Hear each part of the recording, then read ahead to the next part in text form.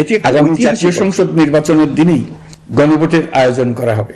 জুলাই সনদের আলোকে আমরা গণভোটের ব্যালটে উপস্থাপনীয় প্রশ্নও নির্ধারণ করেছি। প্রশ্নটি হবে এরকম: আপনি কি জুলাই জাতীয় সনদ সংবিধান সংস্কার বাস্তবায়ন আদেশ 2025 এবং জুলাই জাতীয় সনদের লিপিবদ্ধ সংবিধান সংস্কার সম্পর্কিত নিম্নলিখিত প্রস্তাবগুলোর প্রতি আপনার সম্মতি জ্ঞাপন করছেন?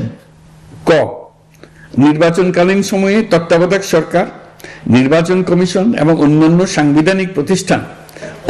সাংবিধানিক প্রতিষ্ঠান জুলাই সনদে বর্ণিত প্রক্রিয়ার আলোকে গঠন করা হবে। খ, আগামী সংসদ হবে 2 কক্ষ বিশিষ্ট। জাতীয় সংসদ নির্বাচনে দলগুলোর প্রাপ্ত ভোটের অনুপাতে 100 জন সদস্য বিশিষ্ট একটি উচ্চকক্ষ গঠিত হবে এবং সংবিধান সংশোধন করতে হলে উচ্চকক্ষের সংখ্যাগরিষ্ঠ সদস্যের অনুমোদন দরকার হবে।